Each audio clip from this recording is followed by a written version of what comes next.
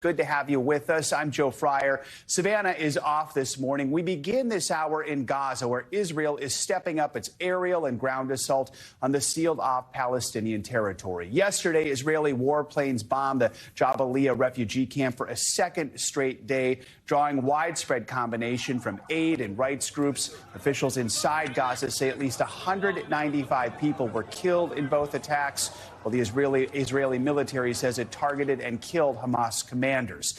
Today, more foreign nationals are critically injured, and critically injured Palestinians are expected to leave Gaza through the Rafah border crossing with Egypt. The limited evacuation began on Wednesday and is set to continue for the next few weeks. Speaking in Minnesota yesterday, President Biden said he does believe there should be a pause in order to get hostages out of Gaza. He said the U.S. was working nonstop to try and get Americans out and to support humanitarian efforts in the besieged Strip. The United States is going to continue to drive humanitarian support for innocent people in Gaza who need help, and they do need help. We're going to continue to affirm that Israel has the right to responsibility to defend its citizens from terror, and it needs to do so in a manner that is consistent with international and humanitarian law that prioritizes protection of citizens. In a few moments, we will speak with the president of the U.S. Middle East Project and former Israeli negotiator of the Oslo Accords, Daniel Levy. But let's begin with the latest on the ground and our correspondent, Jay Gray, who is near the Gaza border. Jay, first of all, what's happening where you are right now? Yeah, and Joe, we've just seen a series of what are firefights. You've got the Israeli Defense Forces trying to push Hamas back from the border just about 2 miles or so behind us here. A lot of explosions, a couple of flares in the air, so they are actively working in this area again to make a defensive front and continue to push inward toward Gaza. And Jay, we know Israel again bombed the Jabalia refugee camp yesterday. Walk us through what we know about that and some of the reaction we're hearing.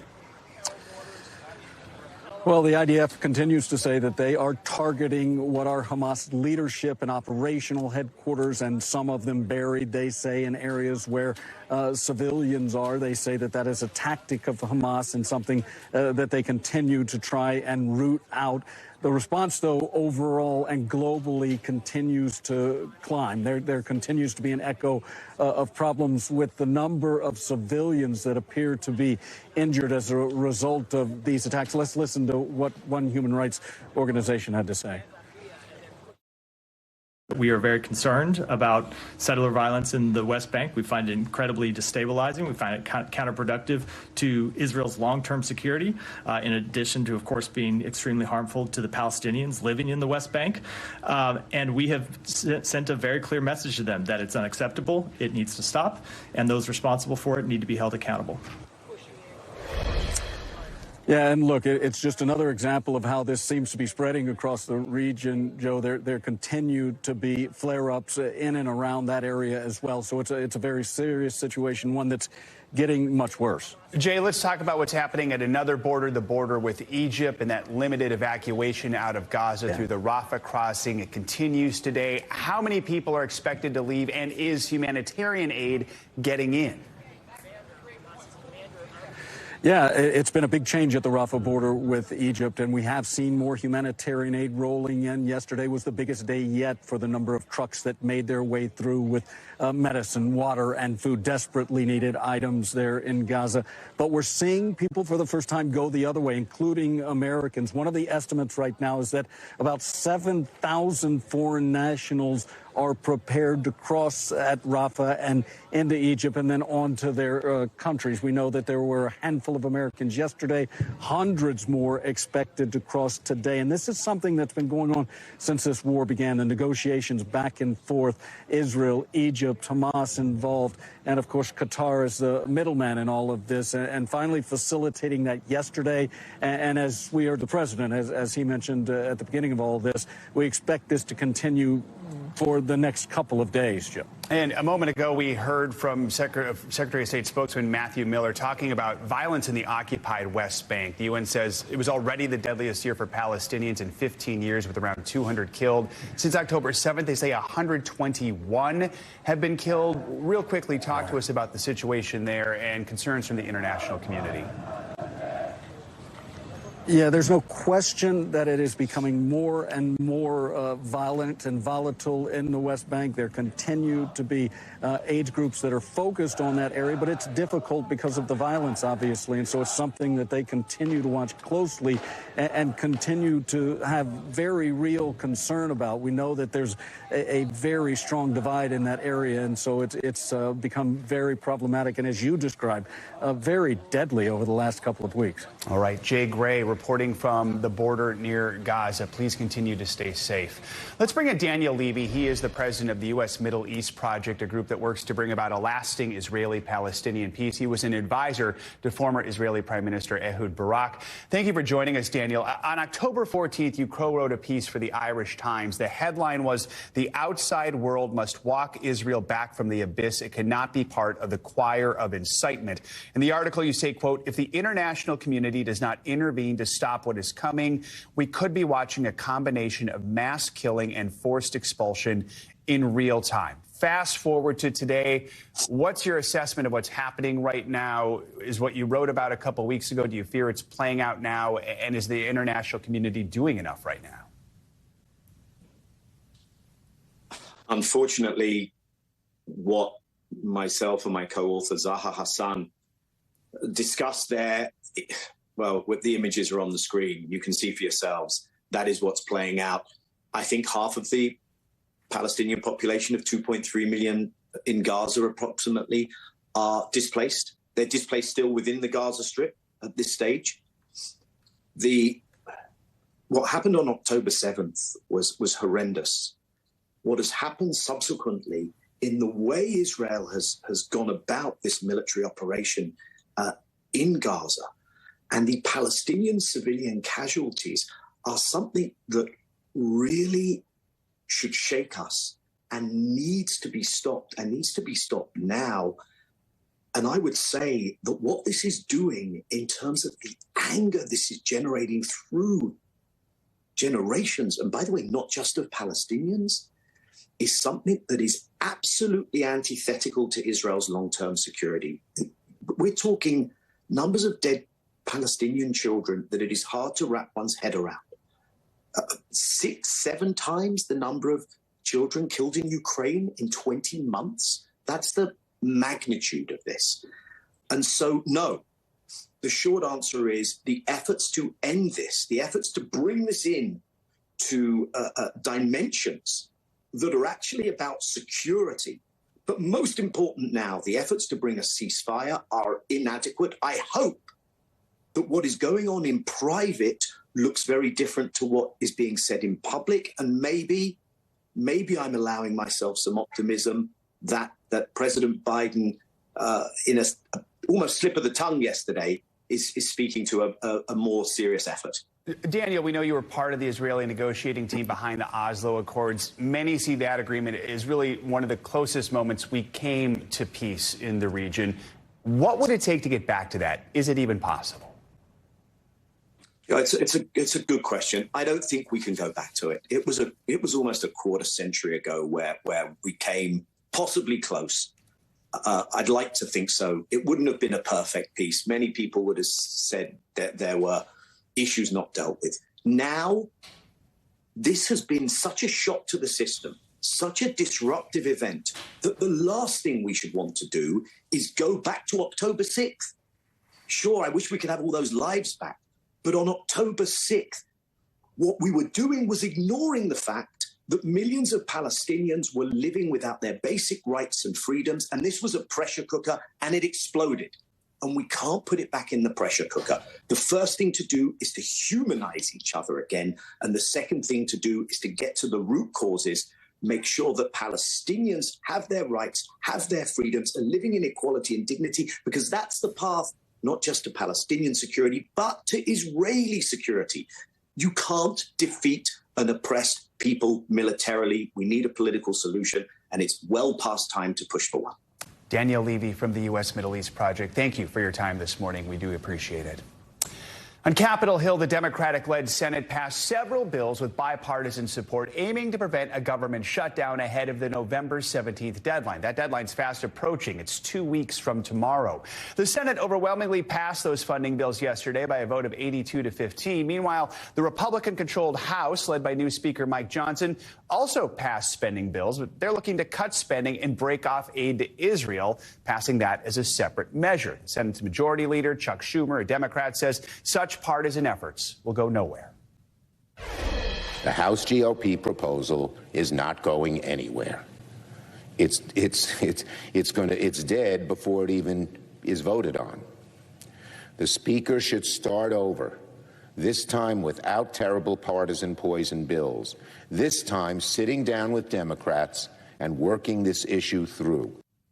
NBC News congressional correspondent Julie Sirkin joins us now with more. So, Julie, what are going to be the challenges on Capitol Hill with the government shutdown now just over 2 weeks away? Just how far apart are the Senate and the House? Extremely far apart. You heard Majority Leader Schumer on the floor there. He was talking about the Israel bill only, and the reason he was calling it partisan is because House Speaker Mike Johnson tied spending cuts to the IRS in order to pay for the Israel bill. Now, the White House said that was a non-starter. Schumer, you heard him there saying it's dead before it was even voted on in the House. That vote still expected to happen this week. But that bill, like so many others, going nowhere in the Senate. And then you have the overall problem of government funding, which is just around the corner in 2 weeks. It's more than certain that it is going to need a short-term government funding measure. Speaker Johnson said as much yesterday in the Senate Republican lunch.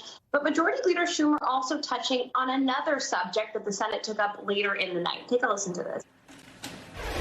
We absolutely must ensure that our military is fully staffed and fully equipped to defend the American people. And it begins by confirming these vital nominations that are currently on hold. Every day that Senator Tuberville continues his blanket holds, our military preparedness is degraded. A long night in the Senate last night. Tuberville's Republican colleagues actually tried to force votes on those nominees. Remember, he's been holding up for 9 months now hundreds of military promotions, which of course are vital to national security, especially when you have those two dueling wars going on overseas. Yeah, some strong words from his fellow Republicans yesterday. Let's talk about something else happening in the House. Embattled New York Congressman George Santos, he survived an expulsion vote, with some Democrats even voting against expulsion. So where do things stand now with Santos?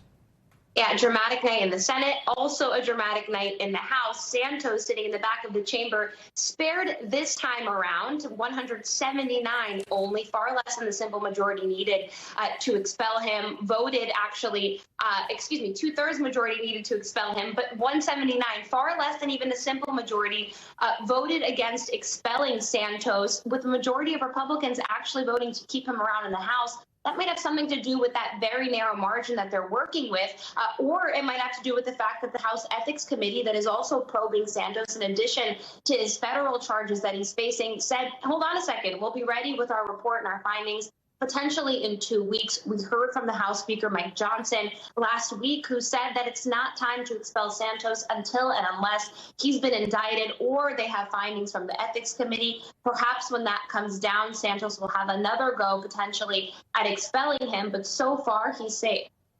All right, Julie Sirkin, another busy week on Capitol Hill. Thank you so much. Donald Trump Jr. will be back in a New York courtroom today for more testimony. He'll take the stand again in that $250 million civil fraud trial against the former president's family and their company. Yesterday, he faced questions about his involvement with financial documents that the New York Attorney General's office says were purposely inflated to benefit the company. NBC News senior legal correspondent Laura Jarrett has more on his day in court. The former president's eldest son inside a Manhattan courtroom. Donald Trump Jr., the first of his siblings to testify in a $250 million civil fraud lawsuit against the family's real estate business. New York's Attorney General accusing the Republican frontrunner, his sons, and his company of inflating assets to get better terms on loans and insurance, pointing to Don Jr.'s signature on documents certifying the accuracy of the company's financial statements, which include assets like Mr. Trump's apartment in Manhattan, listed as 30,000 square feet, when it's actually a third of that size. He was pressed by the state about his role as executive vice president of the Trump Organization. Don Jr. saying he relied on outside accountants who prepared the financial statements. He's blasted the suit from the Democratic Attorney General and the judge, also a Democrat, as a partisan kangaroo court. It doesn't matter what general practices in business would be. It doesn't matter. They have a narrative, they have an end goal, and they'll do whatever it takes to get there. The judge has already ruled in the state's favor on the central fraud claim. Much of the trial is to determine what, if any, punishment should be handed down.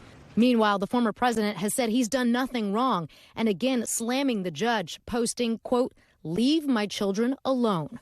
Our thanks to Laura Jarrett for that report. There is some other Trump legal news in his classified documents trial. That's a federal case out of Florida. The judge there signaled she may push the trial date. The case currently set to begin in May of next year, but the judge noted Trump also faces a separate trial in March. That's for the election interference case in Washington. Civil rights attorney and former prosecutor Kristen Gibbons joins us now with more on this New York civil case. So, Kristen, Don Jr., he basically argued, well, his name was on those financial statements, and there seems to be language suggesting he was responsible in part for them. He left things up to the accountant. So is that going to fly? What else stood out in Don Jr.'s testimony? Well, you know, his testimony did not really present any significant surprises. It really did meet all of my expectations. You know, with him being the first member of the family to really testify, he maintained that stance that you just said, where he blindly trusted the money experts. And that's the narrative that they consistently have held, really deflecting responsibility for this alleged fraudulent asset inflation to external accountants. But this really underlines their tactical move, which is aimed at undermining the prosecution's efforts to really establish that element of intent for the intentional fraud, because they're basically saying that they adhered to all the business or standard business practices and financial reporting protocols. But this stance really does not only face scrutiny against the judge's prior rulings, as you talked about before in this segment, that the defendants did in fact fraudulently overvalue these assets. But keep in mind, you know, after Trump won that presidency, his sons, Donald and Eric, really kind of propelled to high roles within the organization. Donald Jr. was a trustee, while Eric Trump really ran over the daily control of the family business. So his testimony also illuminated the managerial capacities of both of them. And really the prosecution is going to be able to utilize that to argue liability, really emphasizing their inherent duty of oversight, which is really going to bolster their claims to be able to show that intentionality behind the fraud. So, Kristen, we have to remember this is a case where the judge is the jury, and the judge has already fined the former president for breaching a gag order. How big of a deal is the family's testimony in this case? What is at stake right now? You know, it's a big deal. And what is at stake really is money, money, money. The stakes are really high here. You know, the defense really needs that consistent narrative, which really, like you mentioned, begins with Donald Trump's testimony. But again, there's no guarantee that that narrative is going to hold up really throughout the case, because the penalties really, as Laura had talked about in that segment, deal with the valuation, how much of that fraud because of the prior findings. They could potentially face a $250 million financial judgment with significant operational restrictions. So not only paying that amount, but then the dissolution of their ability to practice business in the state of New York could also affect their future abilities to make money and profit as well. Quickly, Kristen, this is a civil trial. It's not a criminal trial. So what does that mean as far as what rights Trump's children have when they're testifying? Well, they're going to have the same rights as any standard defendant. Keep in mind, Don Jr. and Eric are active defendants, while Ivanka, she was dismissed from the defendant list because, you know, her crime or her the allegations of fraud were too remote and they surpassed the statute of limitations.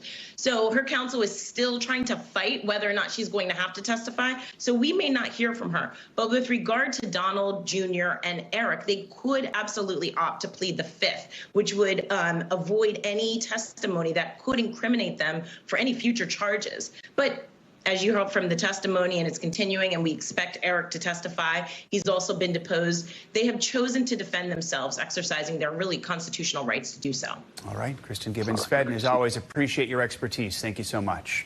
It is only November 2nd, yet it feels very much like winter in New York. And yes, more cold temps are headed for the east. So let's check your morning news now weather forecast with meteorologist Angie Lastman. I believe this morning that Mariah Carey has now been re-encased in ice because she stepped outside. I think you are exactly correct, Joe. Yeah, temperatures this morning in New York and up and down the East Coast and mostly the eastern half of the country are quite chilly, into the 30s, into the 20s for some. And even this afternoon, we're going to see that cold continuing. One note, we do have that flood risk remaining across the Pacific Northwest today because that atmospheric river is going to continue to dump heavy amounts of rain for folks there. But let's focus on the cold because more alerts, no surprise here. The frost and freeze alerts are up for 66 million people. This includes parts of the southern plains stretching up into the mid-Atlantic, Washington, D.C., Augusta, Montgomery, all the way out to Lufkin, Texas are included in this. And temperatures still ranging in the 20s to 30s with the potential for some record lows to be broken this morning. We'll have to wait and see once the morning is over exactly what record lows clock in. But either way, it is an extra layers kind of morning in places like Nashville, 29 degrees right now, 27 in Cincinnati, 34 degrees in Washington, D.C., and Montgomery sitting into the upper 20s. Atlanta at 36. By this afternoon, you'll slightly warm up back into the 50s, but quite cool for this time of year either way. Pittsburgh ends up at 46 for your high this afternoon, and New York just ends up at 50 degrees. Now, tomorrow, we'll start that kind of gradual warming trend. Along the East Coast, it'll still be a little chilly into the afternoon hours, but notice places like Oklahoma City, Kansas City back to normal, with Denver running warmer than normal for this time of year. And here's where the good stuff happens. If you're looking for some of that warmer air, you're not quite ready to jump into winter just yet. Richmond, you'll end up into the upper 60s on Saturday and low 70s by Sunday, but back to the mid 70s on Monday. So the weather can't decide what it wants to do. New York will sit into the low 60s through the weekend and into early next week. But here's the really good stuff, because guess what? The streak will be broken this weekend when it comes to rain across the Northeast. It'll be cool and crisp for tomorrow, and we'll still see those showers across the Pacific Northwest. But look at Saturday, a dry weekend ahead, a gem of a day across the South. We'll see plenty of sunshine. Really, the problematic area, even through the weekend, is going to be that Pacific storm that brings more rain and the flooding concern, and even some mountain snow to folks in the Rockies. My umbrella won't know what to do. It's going to be so bored. It's so bored. All right. Thanks, Angie. Appreciate it. Turning now to some sad news for college basketball fans. Hall of Fame coach Bob Knight has died at the age of 83. Knight rose to fame while winning 3 national championship titles for Indiana University. His 1976 championship squad remains the last men's team to finish a season undefeated. His time as coach was not without controversy. Knight was accused of physically abusing several of his players and was fired from his coaching position after a run-in with a student on campus. Knight's family did not release an immediate cause of death. Some good sports news this morning. The Texas Rangers are on top of the baseball world for the first time ever. The Rangers handily defeated the Arizona Diamondbacks in last night's Game 5 of the World Series, winning their first ever championship. Going into this season, Texas was one of just 6 teams to have never won the Fall Classic. NBC News correspondent Morgan Chesky joined us now from outside Globe Life Field in Arlington with more on the champion Rangers. Morgan, good morning. So let's talk about Game 5, which was not where you were. They were on the road in Phoenix. But how was Texas able to pull off really this memorable and somewhat dominant postseason run? Yeah, Joe, really the one word on everyone's minds this morning, they finally did it. It finally happened. The Rangers finally pulled it off. So much excitement here. They pulled it off really behind an incredible performance by their pitching staff, Joe. Particularly Game 5, they go in. It's 0-0 until the 7th inning. That is where their all-star Corey Seager was able to get the ball rolling for the Rangers, and he was able to score in the 7th to give a small lead over the Diamondbacks, but they padded that in the 9th inning, Joe.